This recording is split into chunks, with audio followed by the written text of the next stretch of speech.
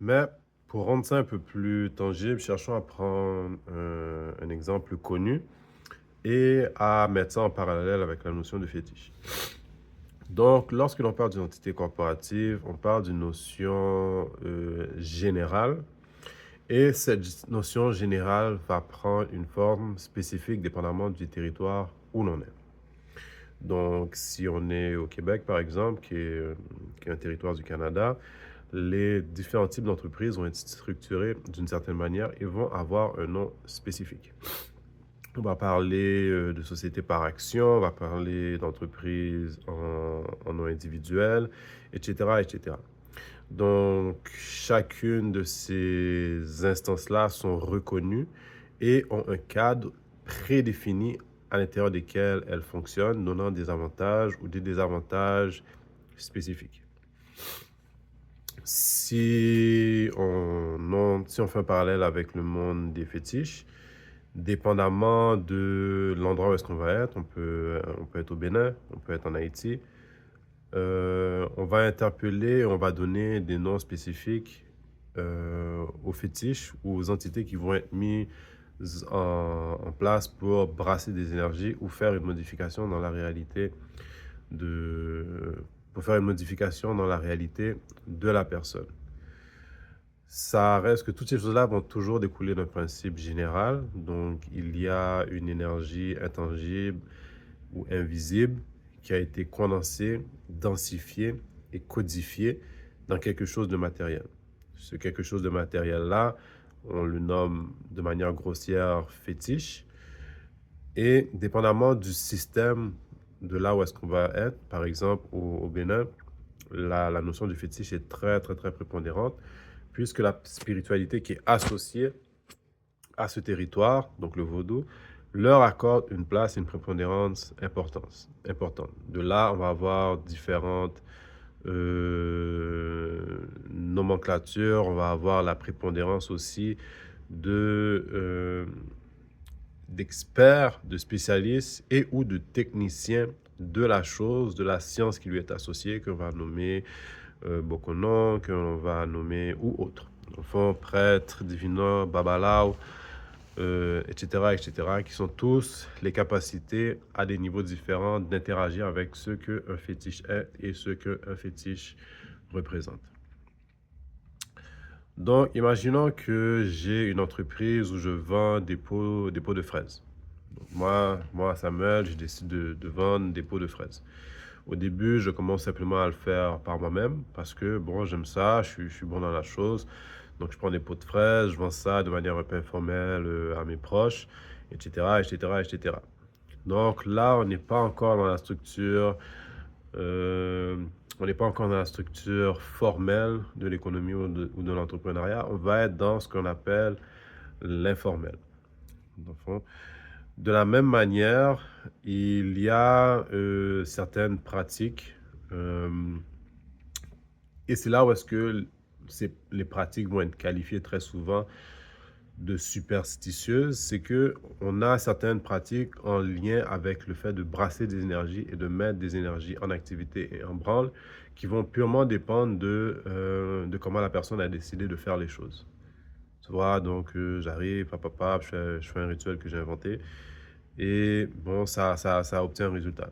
C'est plus ou moins similaire et ce résultat-là m'amène quelque chose. Ça, c'est important, c'est que ce rituel-là m'amène quelque chose de concret. On va essayer dans notre approche de rester le plus pragmatique possible puisqu'on entre et on cherche à faire des parallèles avec la dimension de l'économie.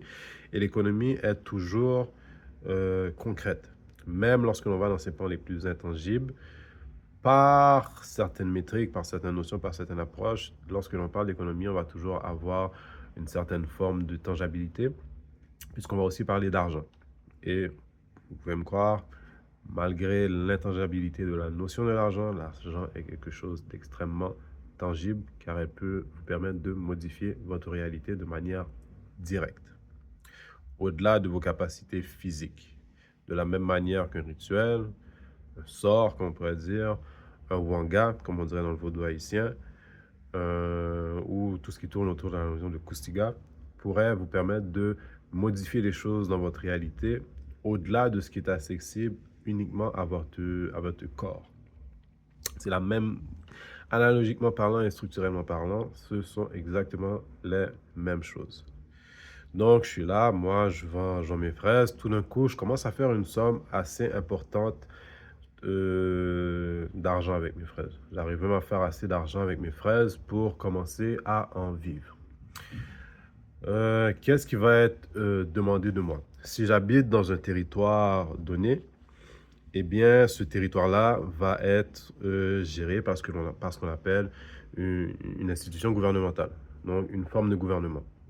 On a souvent en tête, ah bon, le Canada, c'est le gouvernement, ceci. Tout ce qui gère de manière systématique les interactions sur un territoire donné, dans un territoire donné ou dans une instance donnée, est un gouvernement. Okay? Il y a différents niveaux de gouvernement. Les gouvernements étatiques sont parmi certaines des instances les plus élevées de gouvernement, malgré que lorsque l'on se rend dans les réalités initiatiques et ésotériques des choses, on se rend compte que derrière ces gouvernements-là, sans vouloir tomber dans quelque forme d'autres choses, eh bien derrière ces instances-là, il y a des, des gouvernements qui sont associés à des courants spirituels. Là où on va parler, on va dire par exemple, de la civilisation judéo-chrétienne. Judéo-chrétienne étant deux notions associées à la spiritualité. Pourquoi? Parce que dans ces territoires-là, les choses sont gérées et régies par des codes spirituels qui sont issus de cela. Parce qu'on va aller en Haïti ou au Bénin, les choses vont être gérées selon un paradigme vaudouesque ou vaudouisant, etc., etc., etc. Donc, je suis là. Donc, en vendant mes fraises, je suis rendu dans un niveau où je fais assez d'argent.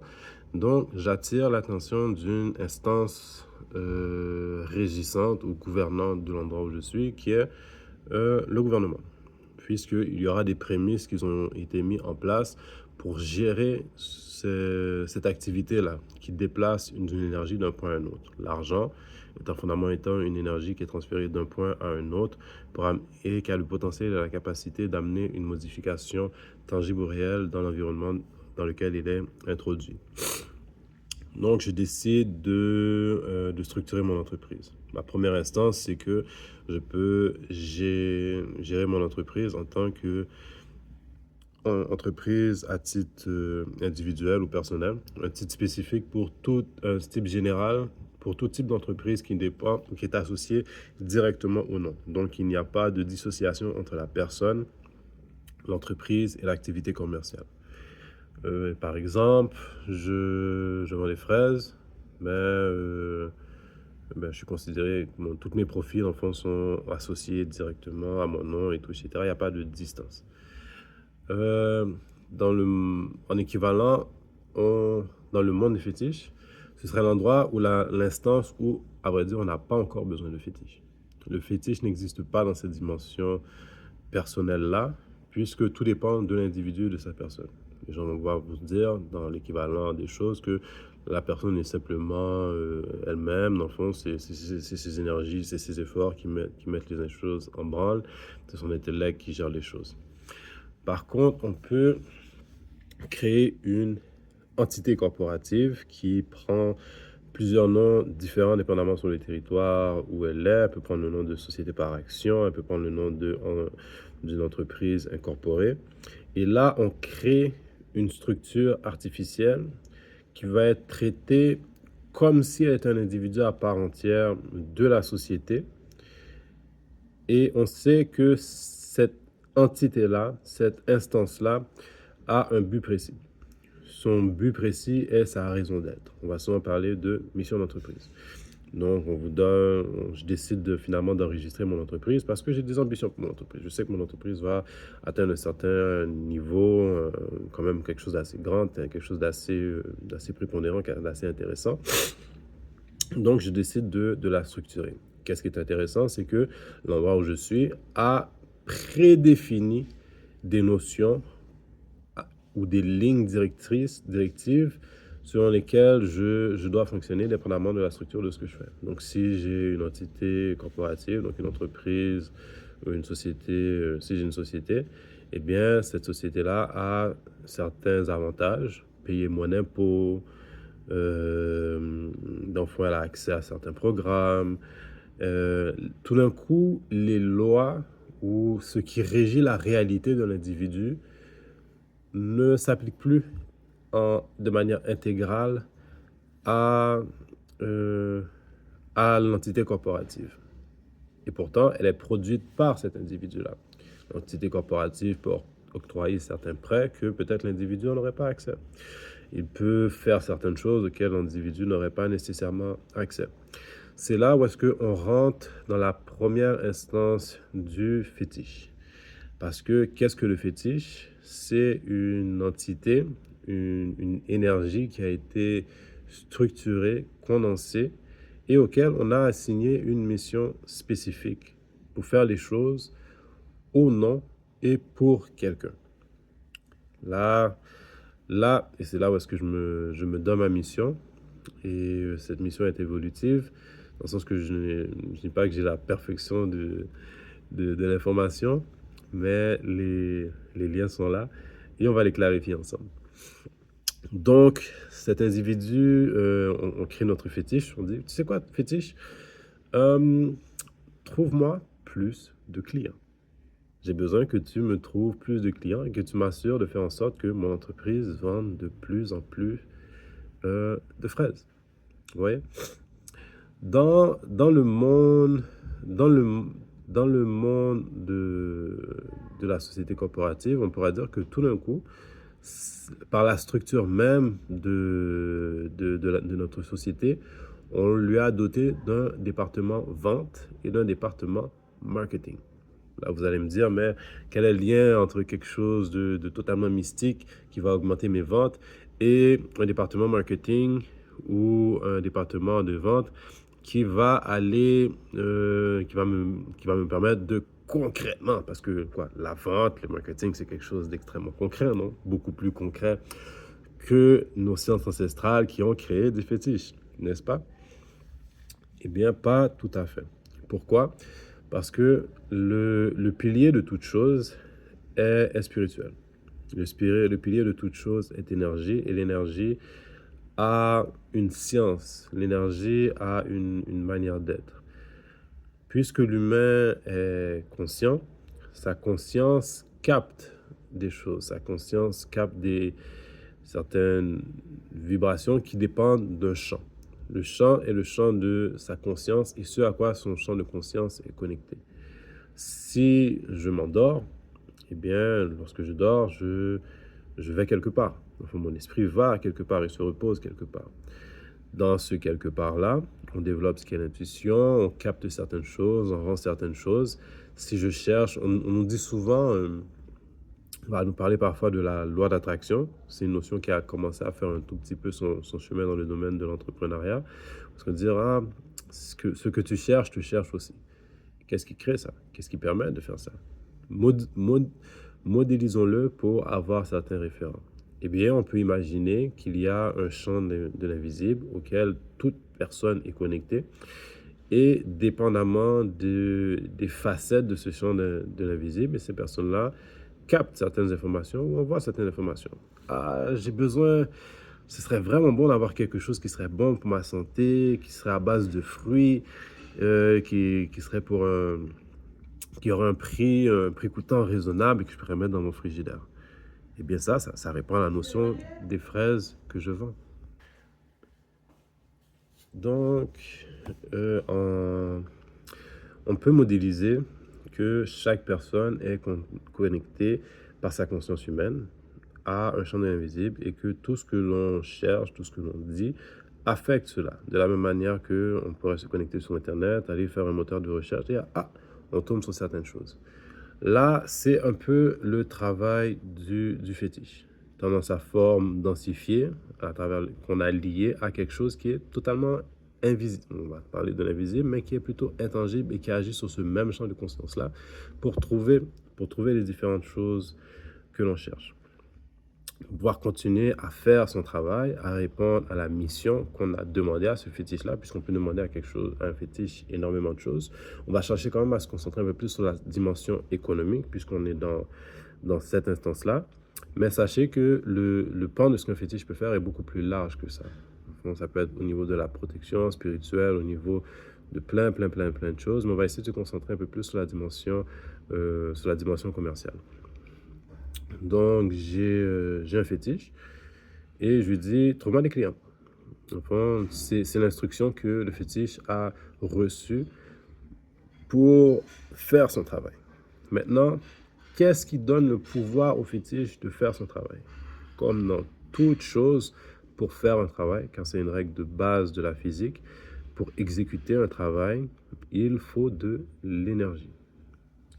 Et c'est tout ce qui va tourner autour des différents rituels qui tournent autour du fétiche. Des fois, les choses peuvent être extrêmement simples, simplement prendre un verre d'eau. Des fois, le fétiche est, on pourrait dire, automatisé d'une certaine manière, d'une sens qu'il a reçu sa mission et il a une forme d'intelligence qui lui est imbibée. Car le fétiche ne dépend pas toujours de quelque chose qui est froid et artificiel. Le fétiche peut être l'encapsulation d'un esprit. Si on est né des cultures africaines, je n'ai pas besoin de chercher à vous convaincre de l'existence des esprits. On sait, tout Africain conséquent sait que les esprits existent. Est-ce que tout Africain décide de se mélanger avec le monde des esprits? Pas nécessairement, ça reste un choix. Mais je ne crois pas personnellement qu'une personne qui a un sang africain récent dans les veines puisse nier l'existence des esprits. Ce ne serait pas très africain de faire ça. Donc, certains fétiches peuvent être donner une forme et une raison d'être à un esprit spécifique qui va agir. Pour ce faire,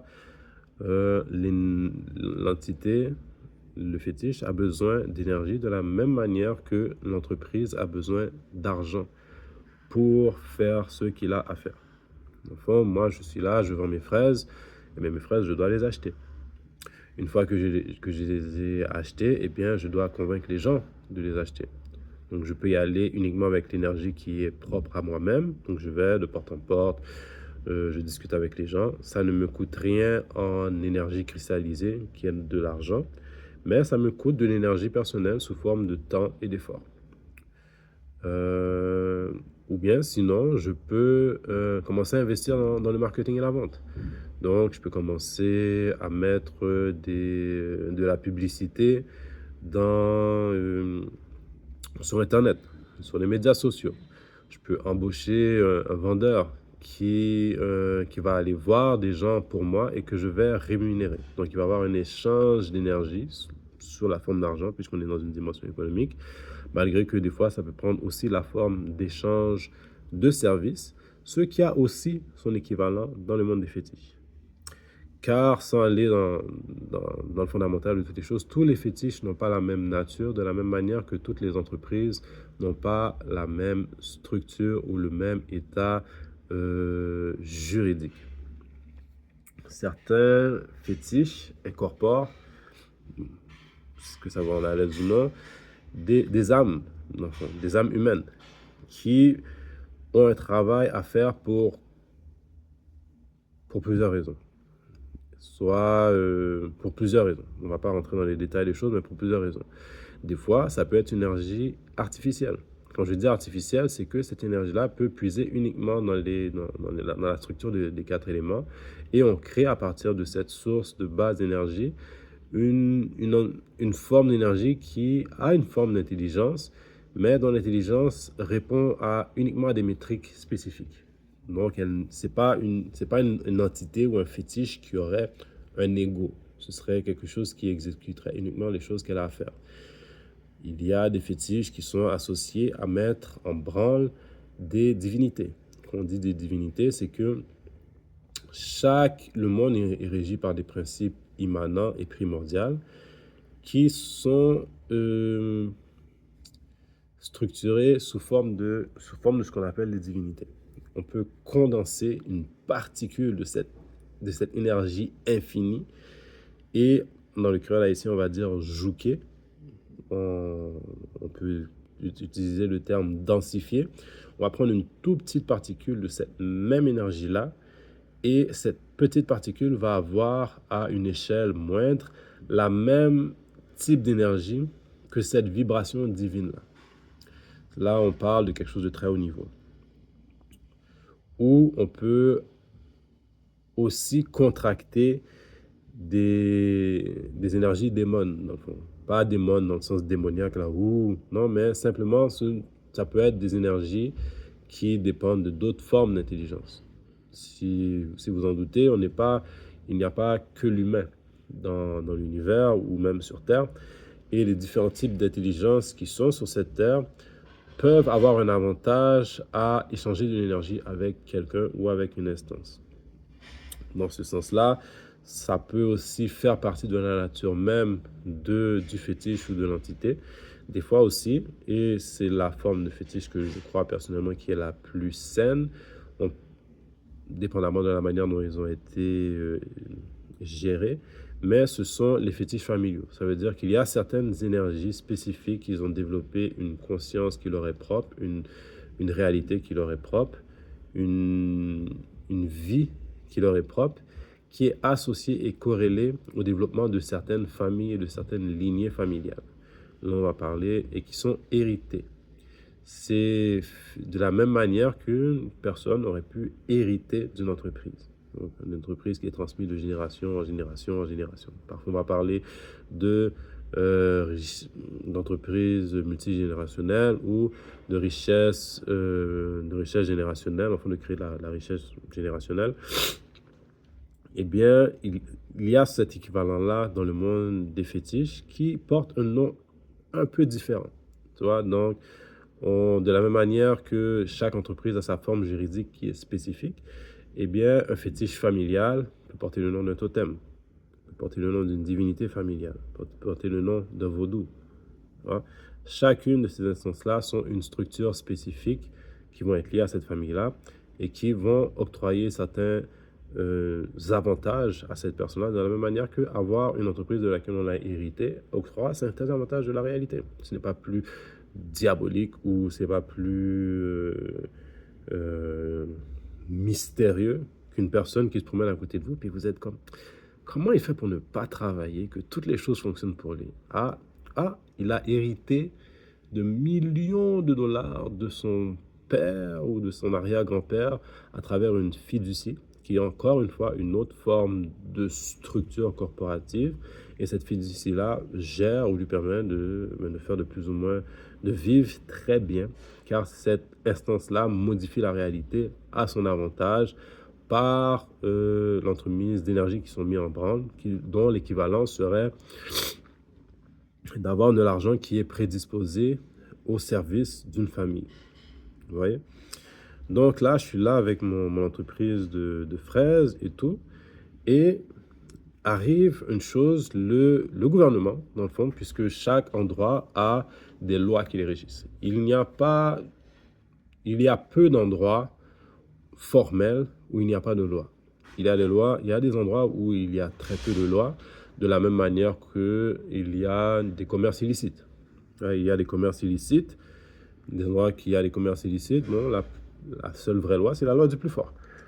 Donc, ça aussi, ça existe dans le monde, ou dans l'équivalent du monde des fétiches, mais puisqu'on est dans une dimension commerciale, on va essayer de se concentrer sur les aspects formels. Donc, dans l'aspect formel, on peut nous exiger de rendre des comptes, puisque ce que l'on fait affecte un milieu, et puisque ce que l'on fait affecte un milieu, épuise dans un milieu. À partir du moment où ce que l'on puise dans un milieu, il y a échange d'interaction, et la loi naturelle des choses demande à ce qu'il y ait un équilibre. Donc, si vous vendez quelque chose à quelqu'un, vous lui vendez, cette personne-là vous donne de l'argent, l'endroit dans lequel vous êtes prend des taxes, quoique, bon, ça c'est une autre chose débattable, les taxes ne sont pas une réalité fondamentalement obligatoire, mais on vit la plupart du temps dans des endroits où les taxes sont quelque chose qui sont devenus une réalité courante. Donc, on a notre entreprise, j'ai mon entreprise de fraises enregistrée sous forme de société. Arrive un an. J'arrive sur un an et il est le temps de produire mes impôts. Qu'est-ce que j'ai besoin pour remplir mes impôts? Donc, j'ai besoin de mes rapports comptables. Mes rapports comptables sont plus ou moins le bilan équilibré des différentes entrées et sorties d'argent et des choses qui peuvent être quantifiées en termes de valeur. Donc, des inventaires, des services offerts, des services reçus, des dépenses, des pertes. Toutes ces choses-là peuvent être déclarées dans nos impôts. Là où on parlait d'avoir certains avantages, j'ai décidé de structurer mon entreprise sur une forme spécifique, qui est une société par action. Et admettons que c'est le cas, je vis dans un endroit où les 5 premières années de l'existence de mon entreprise, je peux déclarer mes pertes. Donc, ça veut dire que j'ai investi 10 000 $ dans mon entreprise cette année. Cette entreprise-là, après avoir fait ma comptabilité, m'a rapporté simplement 5 000 $. Donc, cette année-là, j'ai perdu 5 000 $. Eh bien, dans certains endroits, on va dire, OK, puisque une entreprise est favorable à notre écosystème et qu'on sait que les premières années sont fragiles, de la même manière qu'un bébé est fragile, eh bien, on offre certains avantages. Un avantage que l'individu, lui, n'a pas. Le fétiche ou l'entreprise a cet avantage-là. Les 5 premières années, elle peut perdre de l'argent et ça lui est pardonné. Tu vois? Qu'est-ce qui peut arriver? C'est qu'on va remplir nos impôts. On dit, j'ai vendu pour tant, j'avais tant d'inventaire, ça m'a coûté tant, à la fin de l'année, j'ai tant. On remet le rapport d'impôt à l'instance qui nous l'a demandé, l'instance gouvernementale, l'instance qui gère l'endroit où est-ce qu'on est. Et puisqu'elle a un programme en place, elle a un code prédéfini sur comment opérer avec une entreprise. Elle décide de me rembourser 5 000 $. Elle me renvoie un chèque de 5 000 $ à la fin de l'année pour couvrir mes pertes. Tu vois? Donc, j'ai vendu simplement pour 5 000 $, j'en ai dépensé pour 10 000. Et à la fin de l'année, on me rembourse 5 000 $. C'est magique, non? Et voilà.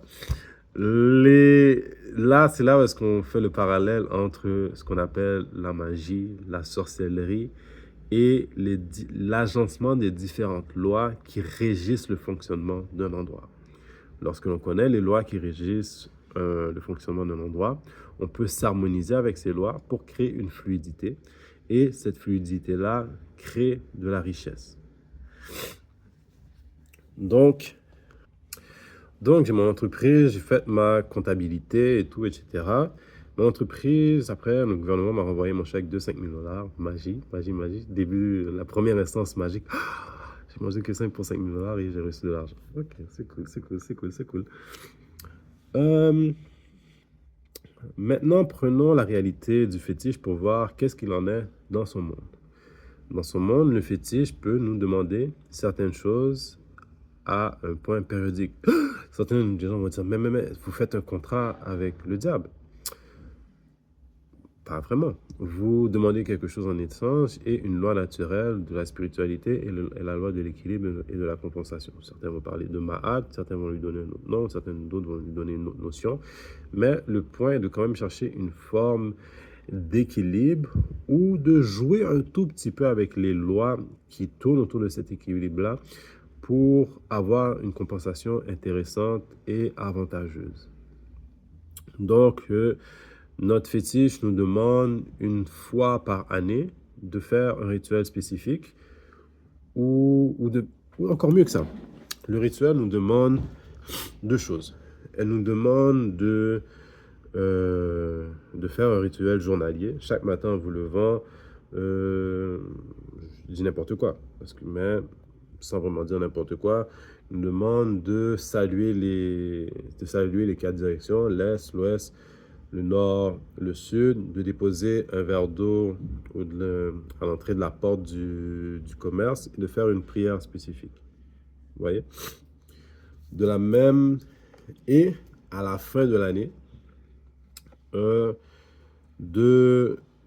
renforcer le lien qu'on a avec lui en faisant un rituel un peu plus élaboré où on peut offrir un repas.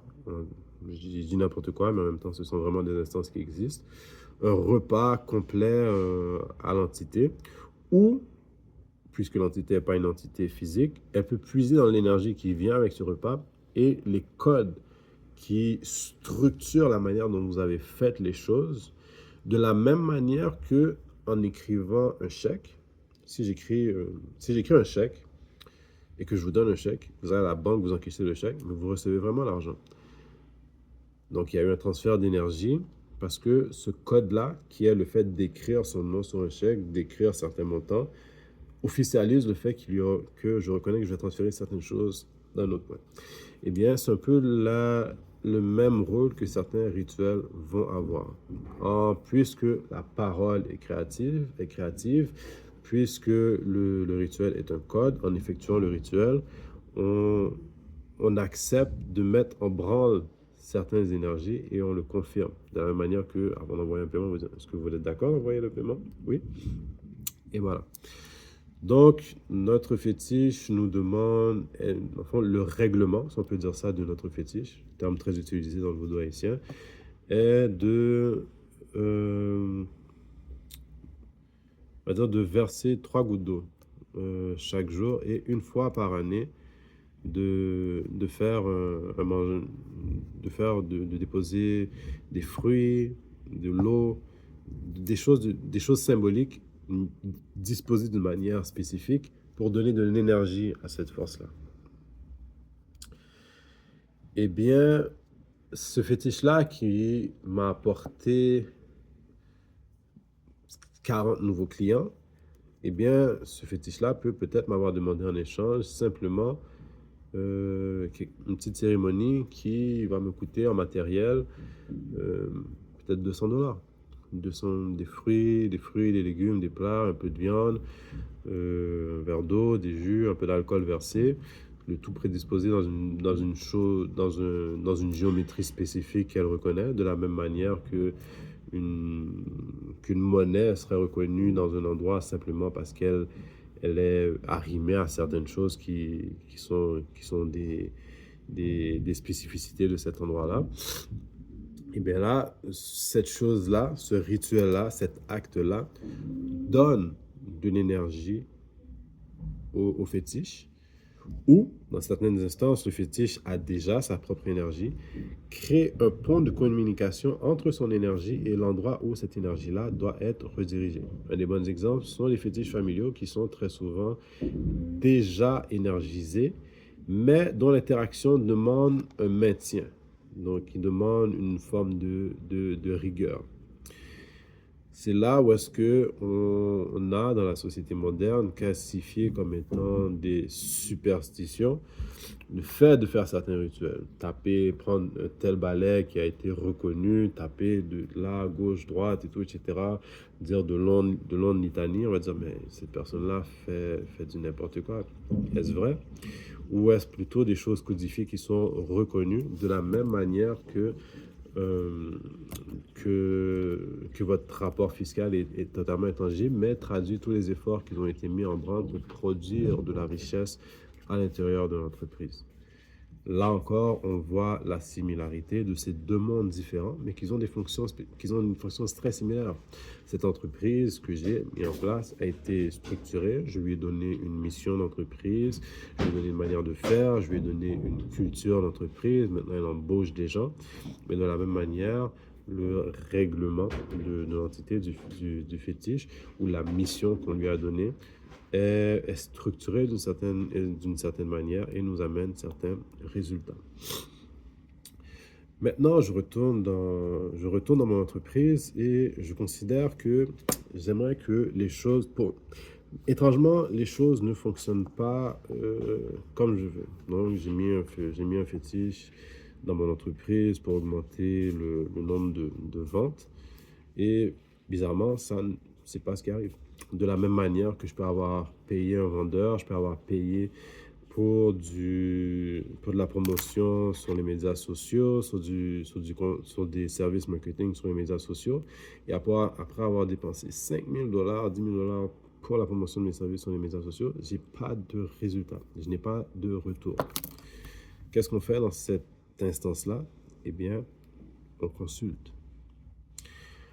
La consultation dans, dans le monde de la spiritualité ancestrale, dans le monde africain, prend la forme de divination.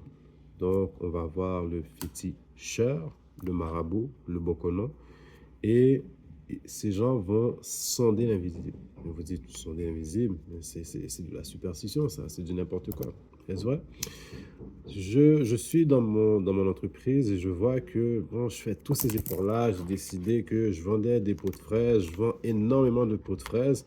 Mais étrangement, j'arrive pas à payer j'arrive pas à payer mes bills. J'arrive pas à payer les différents comptes que j'ai. Et j'ai investi dans le marketing, j'ai investi. Il y a quelque chose qui ne marche pas. Donc, je peux aller voir ce qu'on appelle un business analyst. Donc, un analyste d'affaires qui va dire, regardez, il y a plusieurs intangibles, plusieurs données, des choses que vous ne pouvez pas voir vraiment, mais qu'on peut lire quand même en fonction de certaines pratiques, de certaines techniques, de certaines sciences que l'on a développées, qu'on a parlé, qui tournent autour des différentes sciences de l'économie. Donc, je vais voir cet analyste d'affaires-là. Il me dit, bon, est-ce que vous avez analysé le marché dans lequel vous êtes? Quelle est la technique, wink, wink, quel rituel qui ont été faits? Est-ce qu'il n'y a pas une mauvaise gestion de l'entreprise? Est-ce qu'il n'y a pas une meilleure manière de gérer? Là, vous allez prendre des consultations avec ce consultant, cet expert, cette analyse d'affaires, ce mentor, ce coach, etc. Et il vous guide sur les différents aspects que vous devez améliorer pour faire en sorte que l'entreprise aille mieux. Des fois, cet aspect-là, c'est vous-même, coach, coach de vie, etc., coach spirituel même, qui vont vous guider, faire en sorte que vous ayez une meilleure estime de vous-même et tout, etc., que vous compreniez peut-être certaines lois spirituelles qu'il faut donner d'abord pour recevoir, que tout est vibration, tout est énergie, donc il faut avoir une énergie positive et tout, etc., et que toutes ces choses-là affectent votre entreprise. Des fois, vous allez avoir un consultant marketing qui va dire, ah, vous avez mis 5 000 $ dans votre marketing, mais est-ce que vous avez défini votre clientèle cible? Est-ce que vous comprenez votre clientèle cible? Est-ce que vous avez travaillé sur votre branding? Ça veut dire le message qui est convoyé par tout l'intangible, wink wink, l'invisible, les ondes que vous projetez ou la cristallisation des ondes que vous projetez qui sont captées par la conscience des différentes personnes. Est-ce que vous êtes assuré que ça rejoigne les bonnes personnes? Avec un historique ou une expérience, des techniques qu'ils ont fait leurs preuves, eh bien, ces consultants-là, ces analystes d'affaires-là peuvent déjà vous guider ou vous éclairer à savoir si les bonnes choses sont faites ou si les mauvaises choses sont faites. Comment ils font? Avec de la donnée. Ils utilisent des données, donc vous avez telle vente, votre marché, le marché dans lequel vous êtes, dans le fond, qui achète des fraises, qui a envie d'acheter, quel est le marché des fruits et légumes, ça représente combien de pourcentage de ce marché-là est à vous, combien de gens, à combien de gens vous devez vendre pour faire en sorte que votre entreprise soit rentable. Ils vont vous détailler chacune de ces métriques intangibles de votre entreprise pour vous assurer que vous obteniez ce que vous voulez et surtout ce pourquoi l'entreprise a été missionnée. Si je peux utiliser ce néologisme-là, au fond, quelle a été la mission de l'entreprise? Qu'est-ce qui lui manque pour être capable de l'atteindre et de la réaliser? Pour faire un parallèle sur la même notion qui se trouve dans nos sciences ancestrales, les sciences de nos pays, les sciences que nos ancêtres nous ont quittées, eh bien, il y a des techniques ou des modalités, des manières de sonder l'invisible en détectant quelles sont les énergies, wink wink, données qui gravitent autour de la personne et qui sont associées à son historique. Voilà. Si pour faire un petit parallèle, si je suis dans la rue, que je me promène, j'entends mon nom, je m'appelle Samuel, c'est mon Occident, je m'appelle Samuel, donc j'entends, hé Samuel!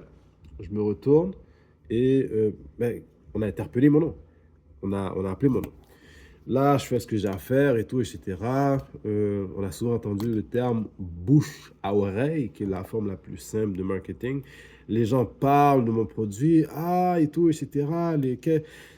Ouais, t'as un super bon produit, on adore le produit que tu as, on adore le produit que tu vends. Les gens parlent beaucoup dans la rue, il s'est passé il y avait une telle fête qui s'était faite et c'était ton produit qui a été servi et ça a fait toute la différence. Vous avez des clients évangélistes qui prêchent votre produit. Tout ça, tout cela sont des énergies qui gravitent autour de ce que vous êtes. Aussi mystérieux que ça puisse paraître, eh bien, il y a des manières de percevoir cela qui font partie des sciences que nos ancêtres nous ont laissées. Donc, on va aller voir, on va dire, de la même manière qu'on est allé voir un analyste, un consultant, un coach de vie, un coach d'affaires. De la même manière, on peut aller voir un bokono, ou dans la tradition haïtienne, on peut aller voir un boko. On peut aller voir un membre de la prêtrise de notre tradition, un dibia, un mbok, un prêtre du Fa, un babalao, un ougan.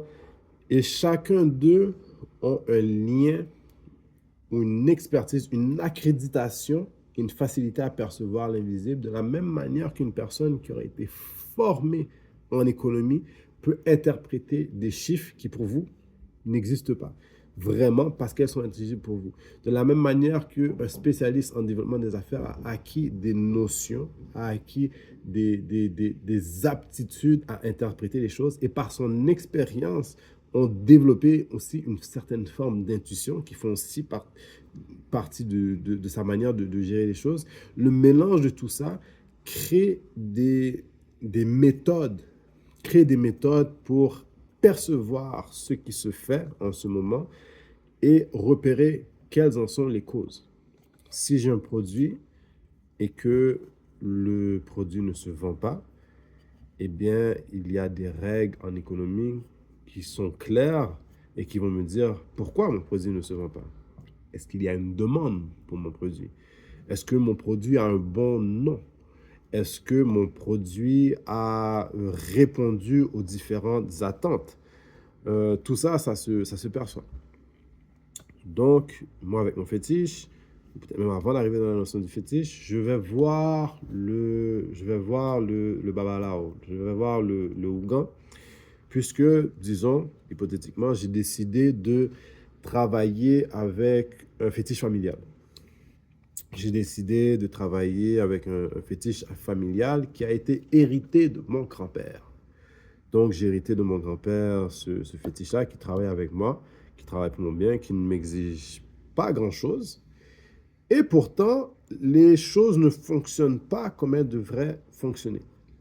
De la même manière que j'aurais pu hériter d'une merveilleuse entreprise, mais qui a des dettes, de la même manière, je peux interagir avec un fétiche familial qui peut vous dire, vous savez quoi? Il y a un engagement qui n'a pas été respecté. Et la loi naturelle de la compensation fait en sorte que cet engagement-là se doit d'être respecté pour que les choses soient en harmonie. Donc vous dites, ce fétiche devait m'apporter plus de protection et plus de ventes. Et j'ai plus l'impression que ça m'amène plus de problèmes qu'autre chose. J'ai l'impression que les choses ne fonctionnent pas. Bien, la règle mathématique, la règle maatique de la chose demandera à voir où est le déséquilibre dans la loi naturelle de l'équilibre. Vous vous rendez compte, et c'est une des choses qu'on se rend compte dans nos traditions, la parole chez nos anciens avait une très grande prépondérance parce que dans un cadre initiatique, on savait et on sait qu'elle avait, elle avait une portée de loi. Tu vois, de la même manière où dans certaines spiritualités, on vous dira au début était la parole, au début était le verbe, on dirait que la lumière soit et la lumière fut, etc.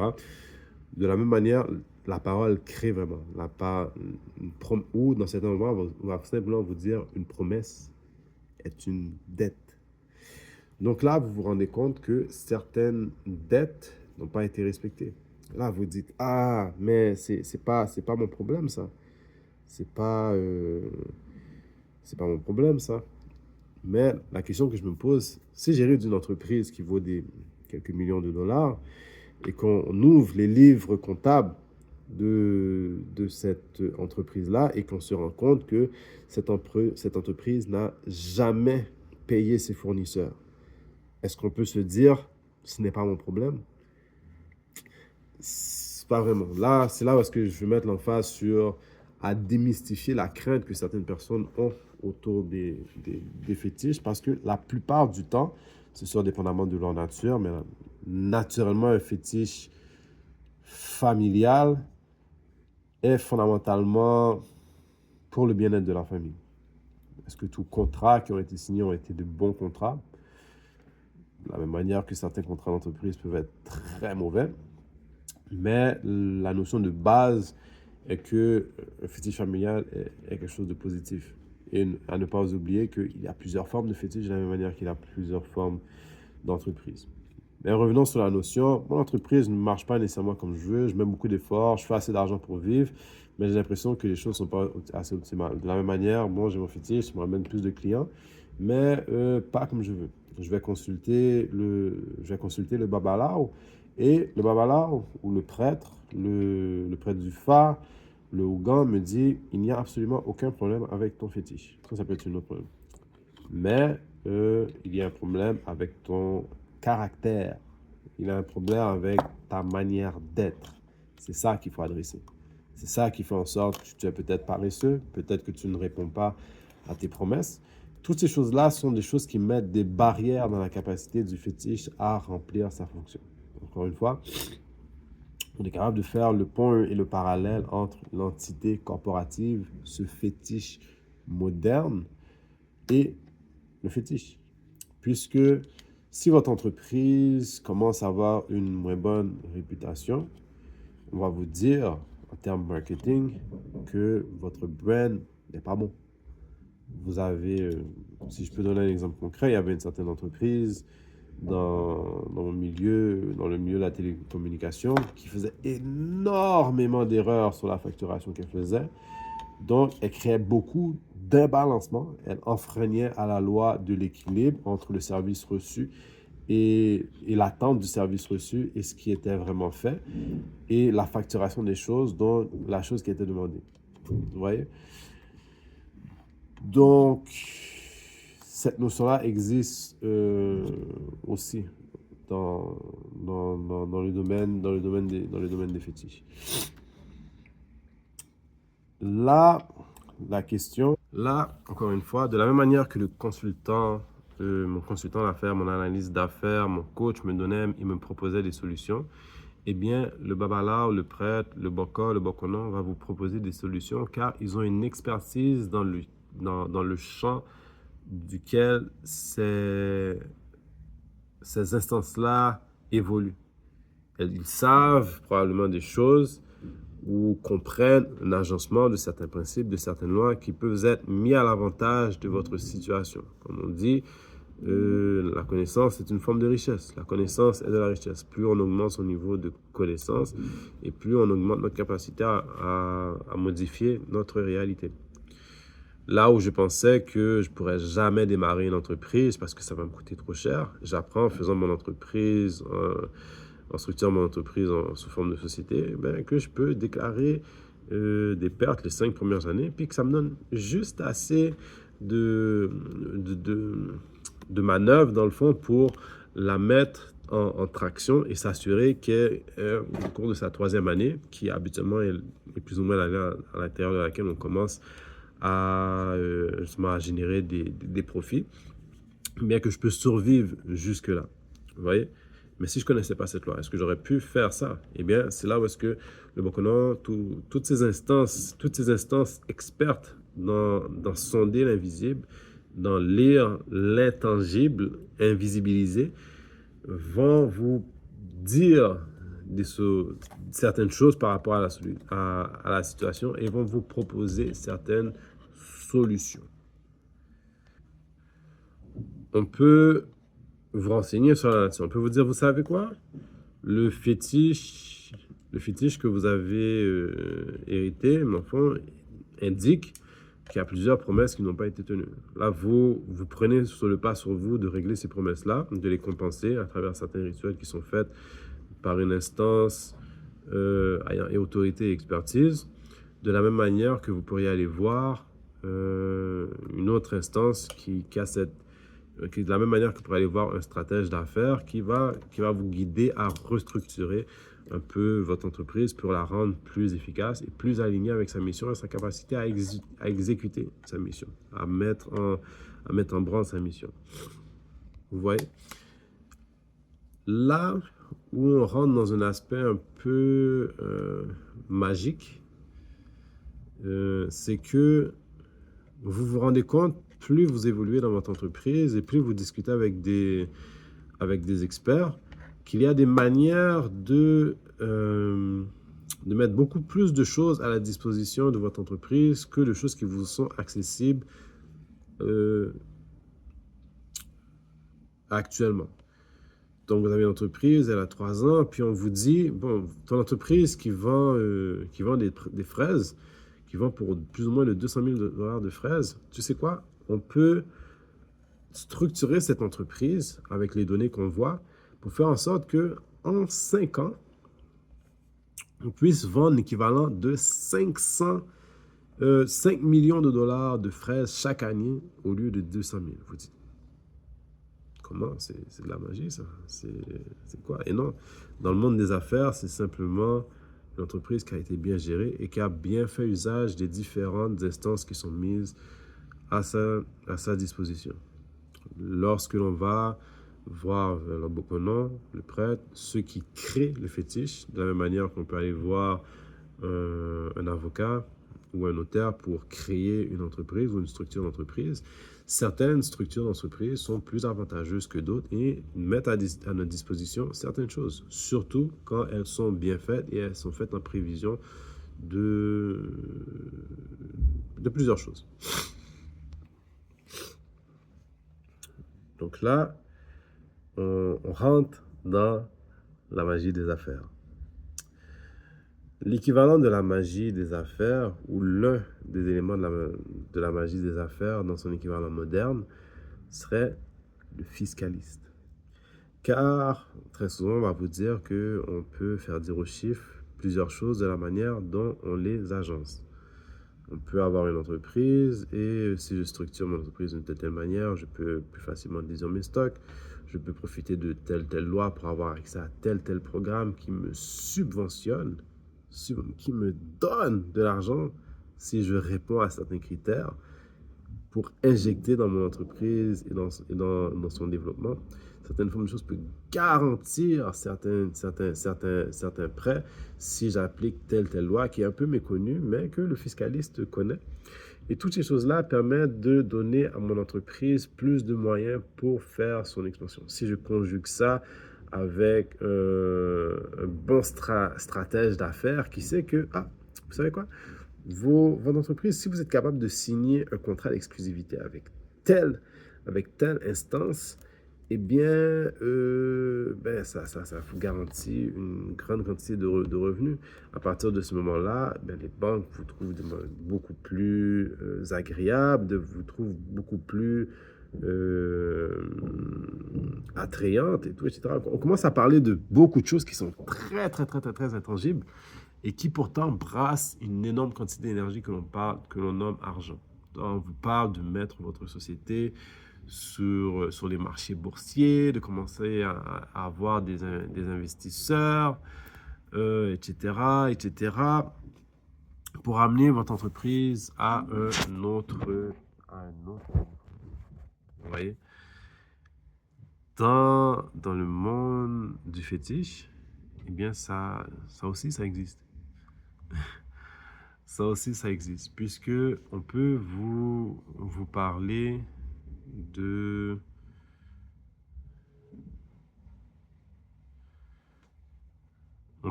d'initiation. Et l'initiation va officialiser votre statut dans un endroit spirituel donné. et va être associé à certaines formes d'approfondissement d'une connexion et d'une reconnaissance d'une connexion qui va aussi vous apporter certains avantages, qui serait l'étape après le fétiche. De la même manière qu'une société en forme, se forme, société à titre collectif, société en nom collectif, pourrait faire partie d'un conglomérat d'entreprises attaché à une fiducie, etc., etc. Et bien, de la même manière, votre fétiche peut faire partie d'une société, est associé à une société qui sert une divinité depuis très très longtemps, qui ont un lien avec la manière dont toutes les choses sont gérées ou administrées sous un territoire et auxquels certains courants d'énergie spécifiques répondent. Donc il y a une répondance, il y a une autorité de tout, il y a une autorité de cela sur ces courants d'énergie qui vous permettent de mettre en branle les choses d'une manière plus spécifique, plus profonde, plus prépondérante. Et bien là, on entre dans les sciences de la création de la richesse par l'utilisation des connaissances ancestrales africaines. Bienvenue à Acoustiga.